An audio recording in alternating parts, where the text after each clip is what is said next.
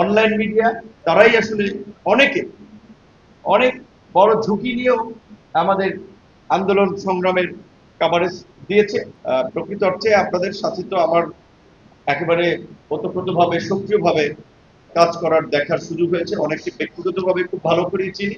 এবং আজকে আপনাদের এই প্রোগ্রামে আসার অন্যতম একটি কারণ ছিল যে আসলে আমরা যখন আন্দোলন সংগ্রাম করেছি, এখন বিভিন্ন প্রোগ্রামে অনেক ধরেন মিডিয়া থাকতে পারে, মেইনস্ট্রিম মিডিয়া কভার দিতে পারে, কিন্তু প্রকৃত অর্থে আমরা যে বিগত দিনগুলোতে যে আন্দোলন সংগ্রাম করেছি সেখানে খুব কম সংখ্যক মিডিয়া আমাদের নিউজগুলো কভার করেছে।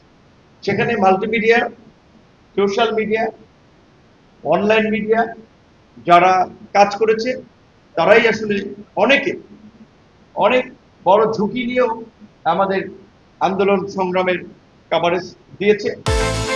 বিকাশ পেমেন্টে 10,000 টাকার বেশি অফার, শপিং চলছে তো। ছবি, ভিডিও ফুটেজ, এমনকি সর্বশেষ এই গত বছর যে 29শে অগস্ট যে আমাদের কার্যালয়ের সামনেও আমরা যে আসলে রাষ্ট্রীয় আইন শৃঙ্খলা বাহিনী, সে আপনি দেখছেন কতিপয় আমরা মনে করি যে বিপদগামী সেনা সদস্য এবং পুলিশ সদস্য তারা যে আক্রমণ করেছিল, সেটাও দু একটি মেইনস্ট্রিম মিডিয়া ছিল, তাদের ভিডিও বোধহয় ডিলিট করে দিয়েছে বা তারা ডিলিট করেছে, কিন্তু মাল্টিমিডিয়া থেকেই মূলত আমরা সেটা তদন্ত কমিটির কাছেও সেই ভিডিওটি প্রোভাইড করেছি।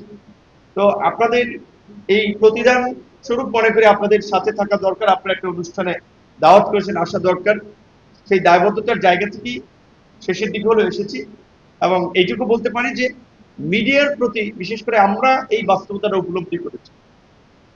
এই ফ্যাসিবাদের কঠিন সময়ে আমরা আন্দোলন সংগ্রামটা করেছি, সেখানে সংবাদ কর্মীদের বড় একটা সাপোর্ট ছিল, সমর্থন ছিল। বিশেষ করে এই জুলাই গণ অভ্যুত্থানের ক্ষেত্রে যদি আমরা দেখি, এমনকি মিডিয়ার কর্মীরা আসলে অমানবিক ভাবে অনেকে নির্যাতিত হয়, লাঞ্ছিত হয়, তার বিচার পায় না।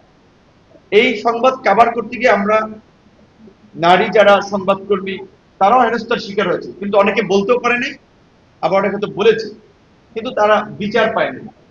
অনেকে আছে আসলে এটা ভালো লাগা প্যাশন থেকে কাজ করে, কিন্তু দেখা যায় অনেক হাউসে ভালো বেতন টেতনও দেওয়া হয় না। তো আমরা বিশেষ করে যদি এটা তথ্য মন্ত্রণালয়ের কাজ, কিন্তু আমার ব্যক্তিগতভাবে রাজনৈতিক কর্মী হিসেবে আমরা তো এটা দাবি দেওয়া জানিয়ে আসছি যে সাংবাদিকদের, শিক্ষকদের একটা সম্মানজনক বেতন কাঠামো নিশ্চিত করা, নিশ্চয়ই তথ্য মন্ত্রণালয় সেই কাজটি করবে।